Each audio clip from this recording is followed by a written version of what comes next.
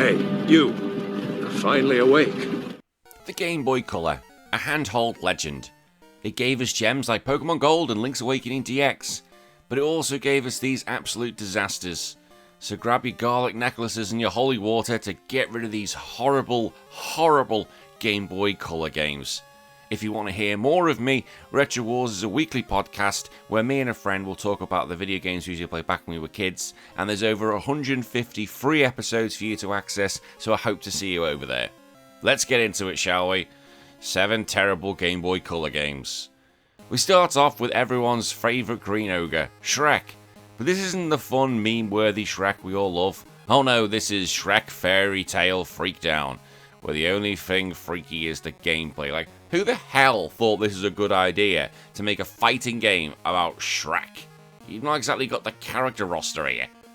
The story? Well, there isn't one. Shrek just wants to punch the entire fairy world in the face, apparently. You play as Shrek, or a handful of other classic fairy tale characters engaging in one-on-one fights.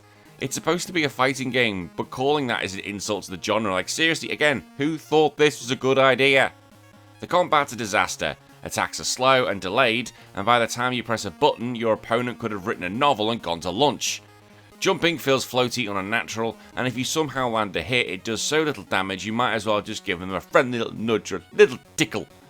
There's barely any combos, and the AI is either completely brain dead or unfairly difficult, and the controls are as stiff as a medieval suit of armour, which for Shrek was proven was quite effective. Blocking? Pfft, good luck, because defensive mechanics are non-existent. Most matches, it's basically just button bashing to see who gets lucky and wins first. The stages are bland, with backgrounds look they were drawn by MS Paint or someone who lost a bet, or if I even attempted to give it a go. If you somehow manage to beat this game, you deserve a medal, or at least an apology from the developers. Now also, the sound is terrible as well. It's absolutely, like, someone just phoned that in. Every punch, kick and hit sounds like they're recorded inside a tin can. Again, I know this is the Game Boy Color, and I know people were just using it to throw out games left, right, centre for licensed product, but come on, this is shocking. Like, it's not even fun in a bad way, like Snakes on a Plane. It's just tedious, slow, and frustrating. So, God, burn it. If anyone's got a copy of this, send it to me and I'll burn it. Speaking of fighting games, let's go over and do Mortal Kombat 4, the first 3D Mortal Kombat. Because clearly the Game Boy Color's where you need a port. Like, everything here is wrong. The character sprites look like they were made out of leftover Tetris blocks, the hit detection is atrocious, and the fatalities, what, you mean those pixels on a screen that vaguely resemble a spine rip? It's not even worth it, it's an absolute joke. The core problem here is that Mortal Kombat was never meant to be played in a system like this. Moves are supposed to be fluid and fast-paced, they just feel jerky and unresponsive. Trying to perform a special move is an exercise of frustration because the button inputs barely register. And that's the problem with a fighting game. You need it to be absolutely hit perfect. Like, the moment you put an input in, it should be like, boom, I know what you're doing. And the problem is it's got a choppy frame rate, again, which makes it extremely difficult when you try and play a fighting game. The fatalities, which are one of the main selling points of Mortal Kombat, are beyond disappointing. In other versions of the game, they're gory and cinematic. Here, they're just laughable. And the animations are so basic and low quality, you're just wondering what the hell happened. To make matters worse, we have the same problem with Shrek, with the AI as two extremes. Either it lets you stand there and win, or it becomes unstoppable killing machines, and there's just no in between. The backgrounds are lifeless, and everything is pixelated to the point where you're not even sure where you're fighting half the time, or who. Is this supposed to be a dungeon? A forest? A void? Who knows? Who cares? This game isn't a flawless victory, it's a complete fatality for your patience. Next, we've got Quest for Camelot, a game that tries to be Zelda and just fails spectacularly. The action-adventure mess is based on the animated film on the same name, which I've heard of, but I've never seen it. I don't even know if that's a good movie. Is it a good movie? Just let me know in the comments whether, because I've got a little kid, so maybe she might want to watch this. But this game deserves to be absolutely forgotten. The story follows around a young girl named Kaylee, that's a great name, who dreams of becoming a knight and must retrieve the stolen sword Excalibur. Sounds promising, that's a really good idea. But the execution is anything but. The game throws you into a bland, repetitive overworld with confusing layouts and enemies that seem to appear out of thin air. The combat is a nightmare. Kaylee swings her sword so slowly by the time she attacks, the enemy has already hit her multiple times. The hit detection is so bad that even when you do manage to land a hit, it barely feels like you do anything. And also, there's like a hit range. If you go horizontal, it hits so far. If you go vertically, it hits so far again. It's farcical. The enemies keep respawning at an absurd rate, which means you'll be spending most of the time fighting the same goblin over and over again. Like, again, you're trying to make a Zelda thing, but they seem to be a bit too close up. It's not hard to, well, I say it's not hard to make a Zelda game. Just take Zelda, steal it. But here they just got it completely wrong. The level design's atrocious, with some areas feeling devoid of life, while others are crammed with obstacles that serve no real purpose. And the game loves to lock you into tight spaces with enemies, forcing you to take unavoidable damage. And again, this is a problem when you're trying to do Zelda. It shouldn't be too difficult, but here they've just tried to cram it all in. It just doesn't work. Graphically, the game is a muddy mess. Kaylee looks like a pixelated blob than a hero, and the environments are just uninspired and repetitive. If you somehow do make it to the final boss, congratulations, you've wasted your time. The fight is just as bad as the rest of the game, requiring cheap, repetitive strategies to win. Quest for Camelot is just a perfect example of how not to make an adventure game. Now, you think a Game Boy game starring Elmo would be simple and fun. No, it's completely wrong. Elmo in Grouchland is a frustrating, poorly designed platformer that will even have children throwing their Game Boys in pure rage. Although, to be fair, if Hiccups decides to throw the Game Boy Color in pure rage, she's grounded for life, because they're extremely limited, those things now. The story follows Elmo as he tries to retrieve his lost blanket from the villainous Huxley. A simple idea, yes, but the game makes it as tedious as possible. Levels consisted of basic platforming challenges, but the controls are so stiff that even jumping over a tiny gap feels like a monumental task. Now, don't come at me and say, oh, this is for kids. I know that, but even little kids deserve something that actually works. The hit detection is atrocious. Elmo will take damage when he's nowhere near an enemy, and some obstacles just seem completely unavoidable. There's no real strategy to the game, just trial and error till you're lucky enough to survive. Don't even get me started on some of the mini-games. They're slow, repetitive, and feel like they were added to just pad out the runtime. Well, a lot of video games do that. One game involves you collecting trash for Oscar the Grouch, which sounds fitting because that's where this game should be. At the end of the day, like Stop Touching Me Elmo, Elmo in Grouchland fails to be an enjoyable kids game. It's not fun, it's not educational, and it's definitely not worth playing. We all love SpongeBob, don't we? SpongeBob! Whoever made SpongeBob is absolutely on crack, because that show is absolutely incredible, but seriously, it's off the rails.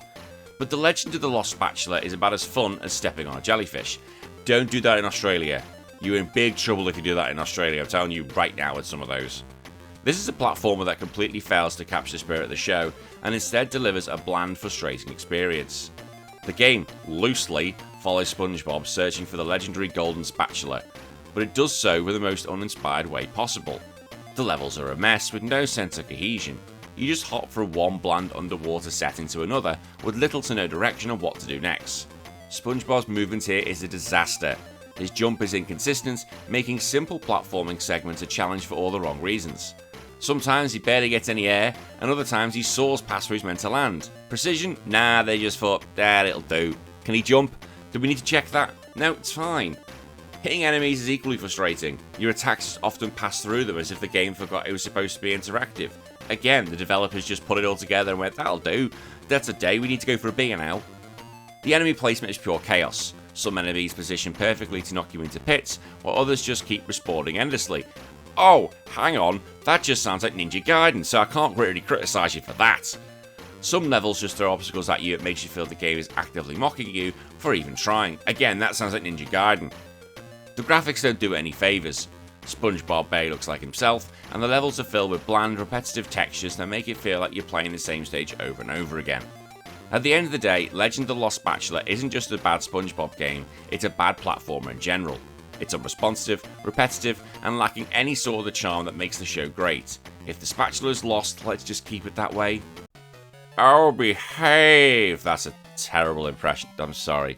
Oh, behave is an unfunny, uninspired mess that completely wastes the Austin Powers license.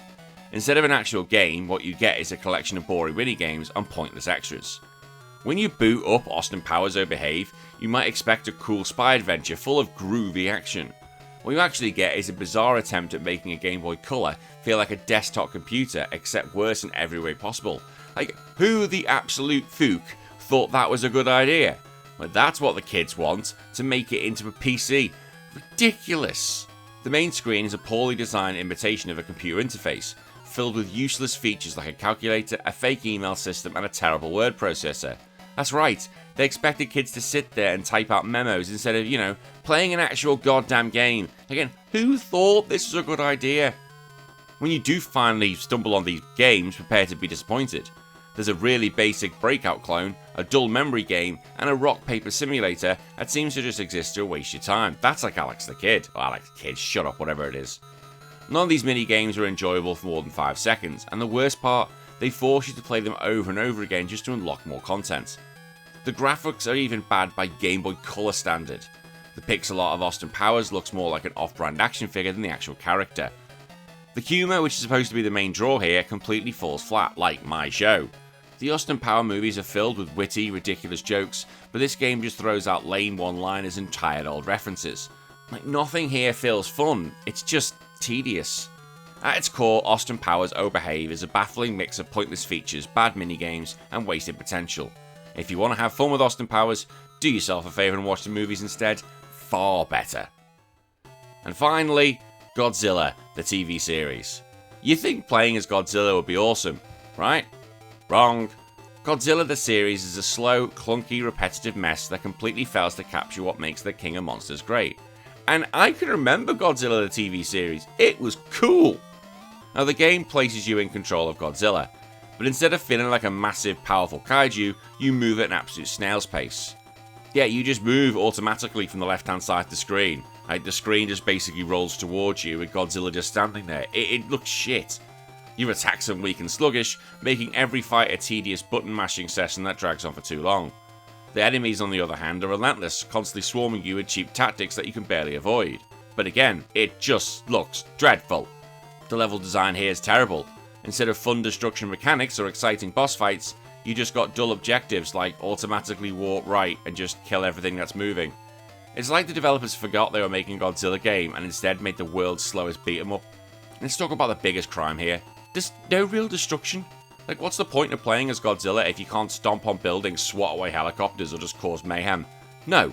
Instead, you're with a sluggish lizard awkwardly shuffling through lifeless levels while enemies chip away at your health. Although saying that, he can also respawn his health, which is just ridiculous. The graphics don't help this game either. Godzilla barely resembles himself, looking like a rejected Pokemon than the King of Monsters. The backgrounds are dull and lifeless, and the colour palette makes everything blend together in a boring mess. In the end, Godzilla the series is a total disappointment. It strips away everything that makes Godzilla exciting and replaces it with a sluggish, frustrating experience. If you are hoping for an epic kaiju adventure, don't bother, watch a TV series or one of the movies instead. And there you have it, 7 games that prove not everything on the Game Boy Color was a classic. If you've played any of these, I feel sorry for your childhood, but at least we can all laugh at them together. If you have enjoyed this video, please hit the like and subscribe button for more content, and I'll see you again in 2 days for another list. My name's been Danny, take care of yourself, bye bye.